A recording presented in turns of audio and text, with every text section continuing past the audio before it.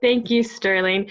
It is my honor and my pleasure to be with you, all of you, this morning. Um, when I was a young girl, about 7 or 8 years old, I had the pleasure of seeing my younger brother go to the hospital and receive life-saving surgery. He was 5 years old at the time, and what happened was he was born with a congenital defect. The aorta, which is the big artery that comes out of your heart that feeds the rest of your body, usually arches like this, and it comes down and it stays open until it branches again. But his aorta was pinched off to no bigger than the size of a pencil, and he needed angioplasty.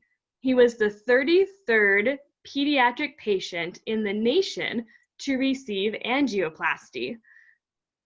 And he is alive today, much to his chagrin, to be teased by his much older sister. And so that was my first introduction into healthcare.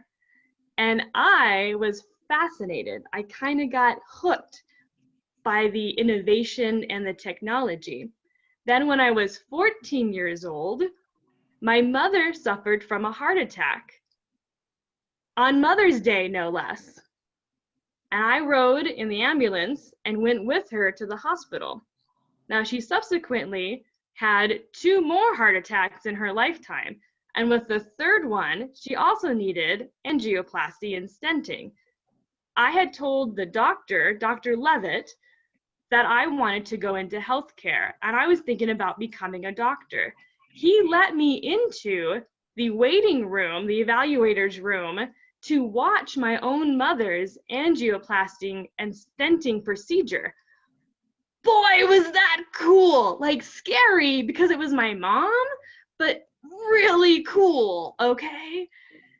When I went into high school, I got to take anatomy and physiology, which I loved. So I decided when I went into college, I knew I was going to go do something in healthcare. I decided to shadow other people in healthcare, and I naturally started to gravitate towards nurses because, let's face it, nurses have way more fun than doctors. They work just 40 hours, and if they work overtime, they get paid, where doctors don't get that. Plus, they're more fun. They're just more fun. So I went into nursing school. Now, I was not told anything about diet and nutrition and lifestyle. Very little, very, very little.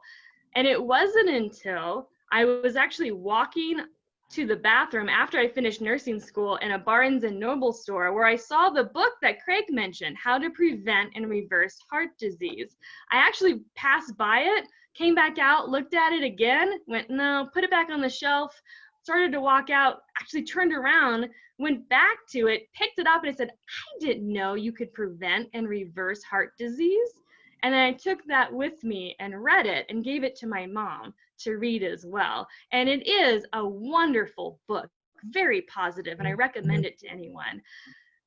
But moving on, what I learned was there is a beautiful side to healthcare, and I wanted to be a part of that. And what I learned was that I thought technology and innovation was going to be the life-saving features of how we move forward, how we solve the American healthcare crisis. That was what it was going to be.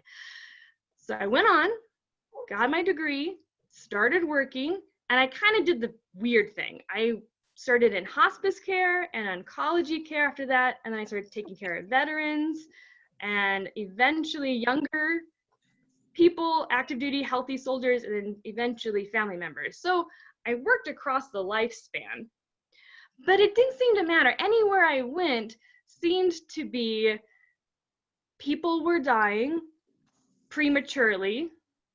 I went to a lot of funerals, and that was happening in my professional life. In my personal life, beyond my mother, who had heart disease, my father also contracted cancer and subsequently died a few years later. And then in 2018, my sister became a type 1 diabetic at 25 years old. was a little bit of a breaking point to me. 8 years I had been a nurse, and I could see throughout every couple of years I would change and go someplace else looking for, let's see if the grass is greener. And it really wasn't. It really wasn't. It wasn't greener in my professional life. And then in my personal life, seeing my sick family members get worse and worse. And then I became a mom, and I started vaccinating my daughter because that was what nurses were told to do. And in my personal life, I was also dealing with vaccinated children as well and seeing firsthand what was going on. And man, did it just go, no, this isn't right. So a year ago, I decided to quit. I quit. I resigned. And I had to think back to my original intentions. I went into nursing school because I thought I could help people. And I left thinking that I could still help people. So that is still my mission and my purpose, but I'm gonna do it from the outside. And now my mission is to solve the American healthcare crisis, and I'm gonna do it. So I wanted to introduce myself to all of you and give you my story. Thank you.